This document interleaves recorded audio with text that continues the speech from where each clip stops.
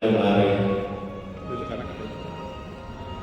Data kemarin 65 sekarang 90.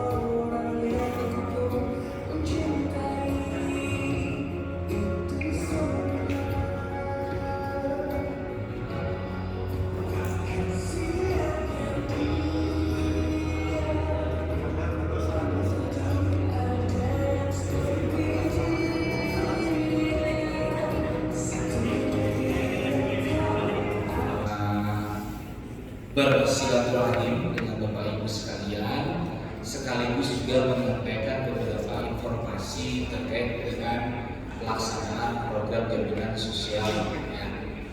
Bapak Ibu, ini kegiatan udah dari kemarin ya. Ini harusnya ini udah pulang nih setelah ini.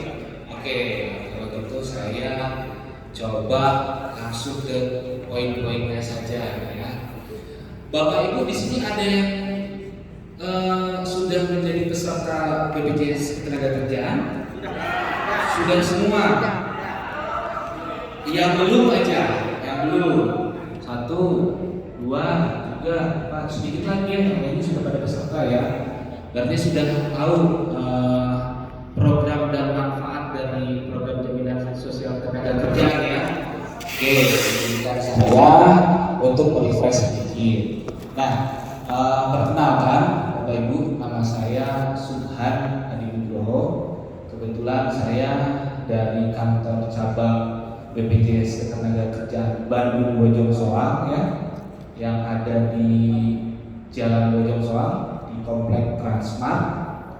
Yang sebelumnya kantor cabang tersebut adalah gabungan dari kantor cabang yang ada di Soekarno-Hatta ini dengan yang ada di Jalan Lodaya.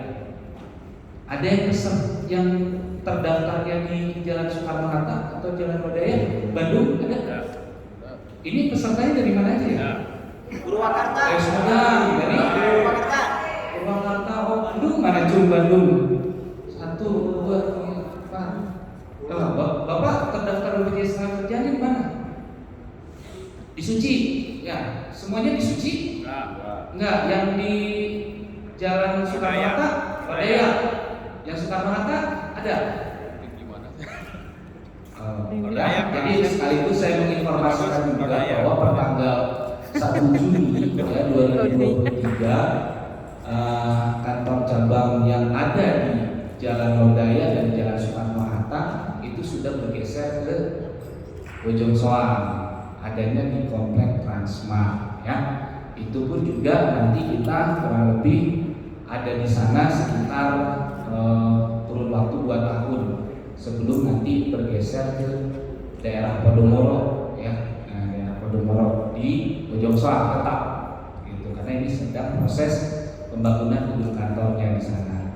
Nah, jadi untuk pembagiannya untuk wilayah Kota Bandung nanti ada Jalan Suci, yang untuk kabupaten itu adanya di Bojong Soang tadi.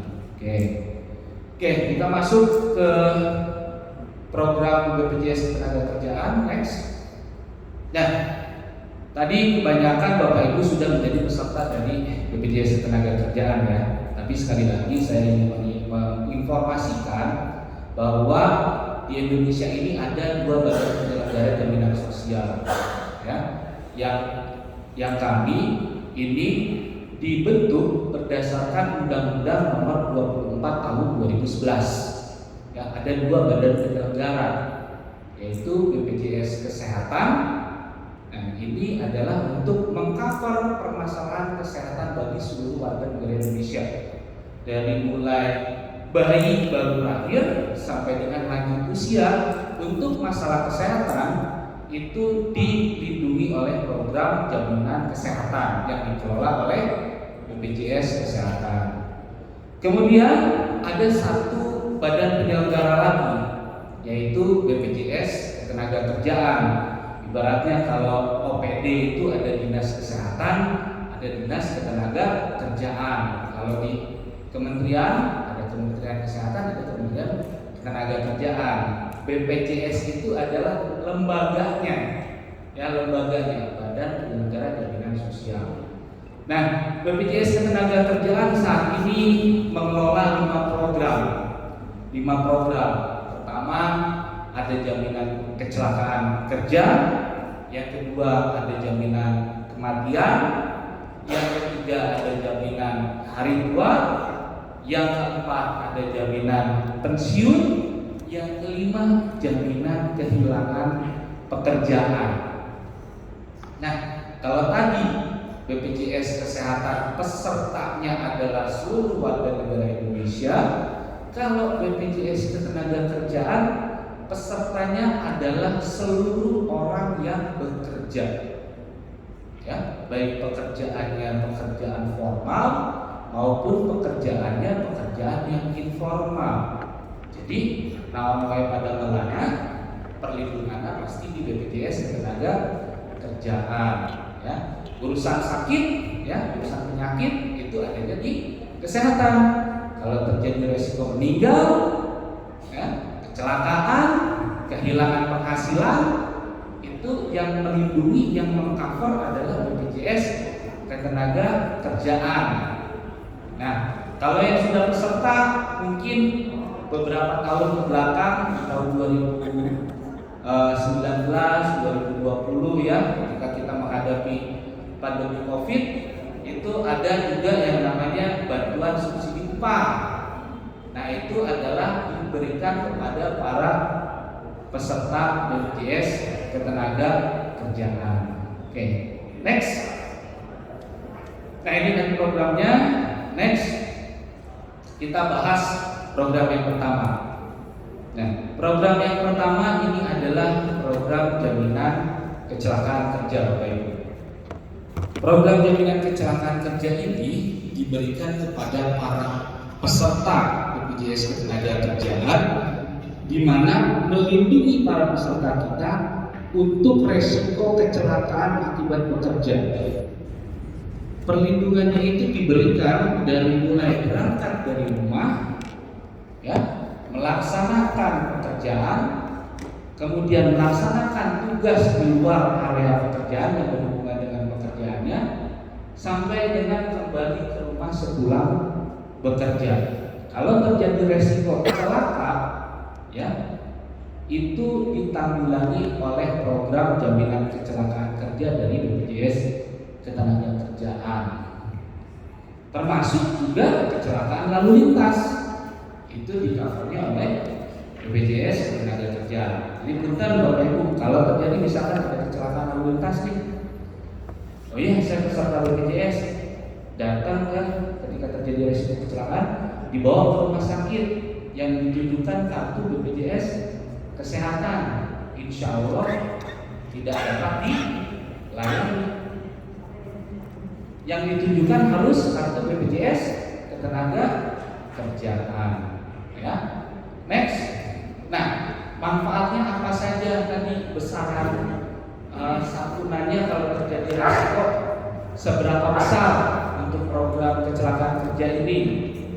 Yang pertama, di program kecelakaan kerja ini, program jaminan kecelakaan kerja ini ada yang namanya biaya angkut, Bapak Ibu.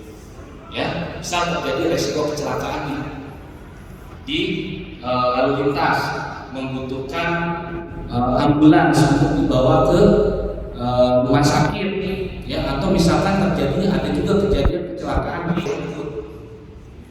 Untuk darat, maksimum penggantian yang kami berikan itu sebesar 5 juta rupiah.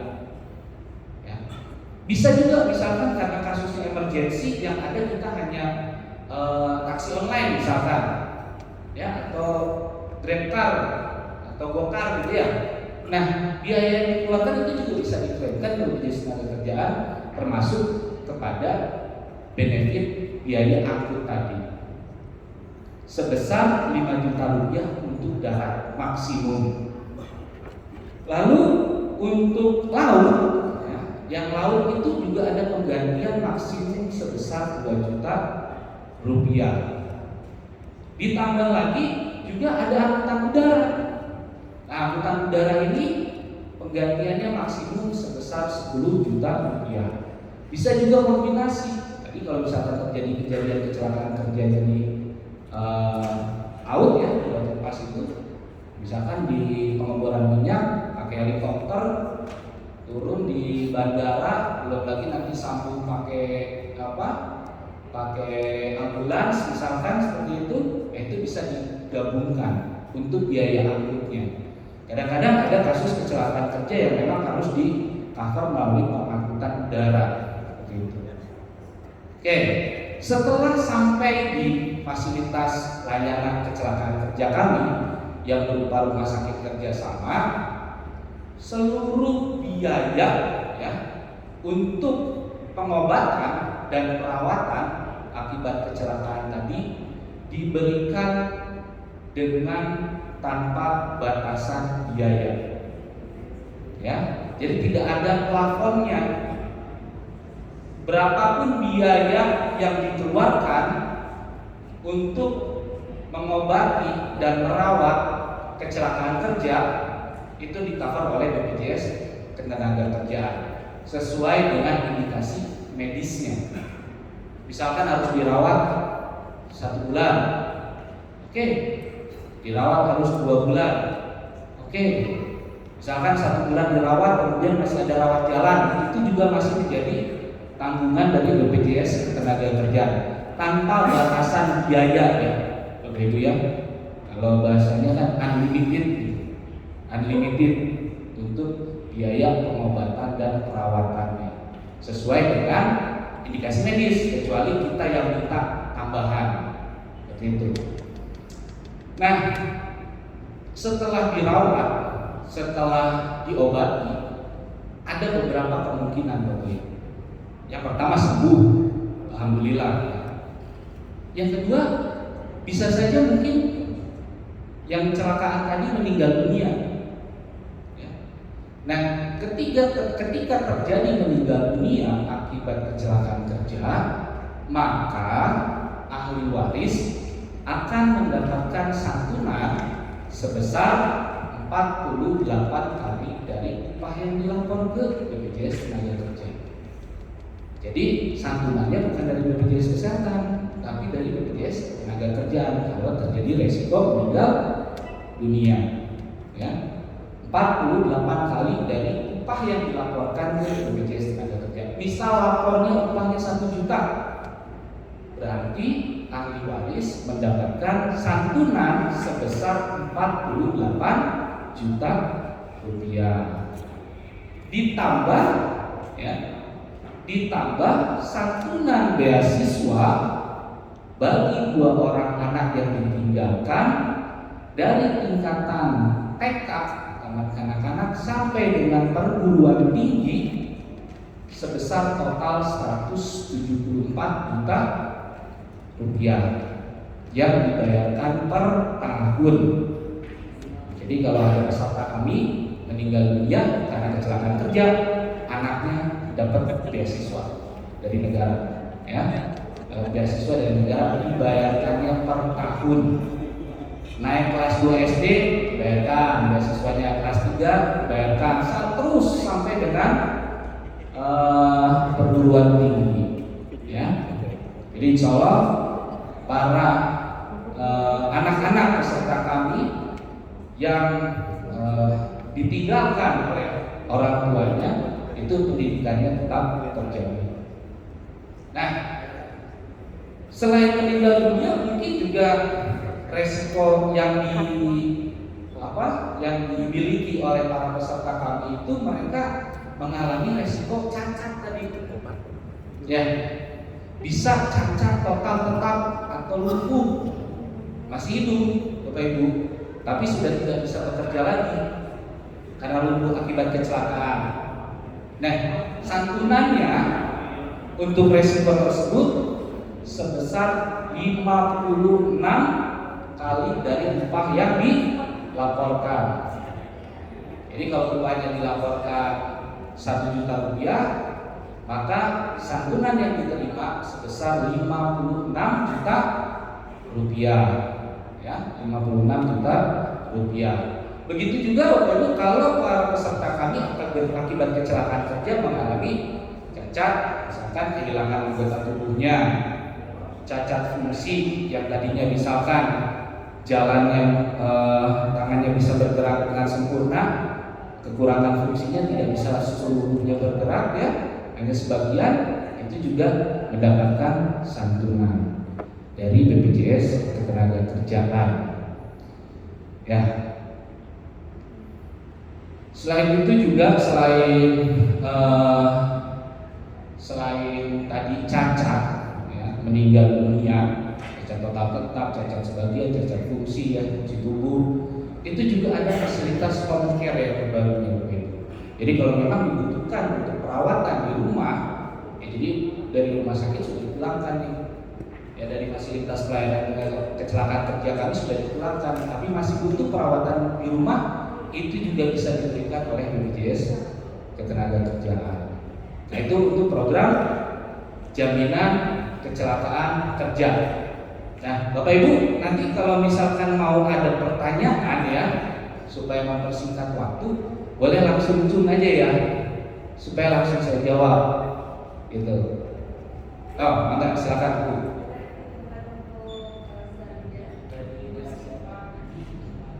Ya, terima kasih waktunya Pak. Saya dengan Ibu Indah Hidayati dari Bekasi. Tadi seandainya nauzubillah, ya, terjadi memang klaim, anggap saja nih orang bukan saya Pak,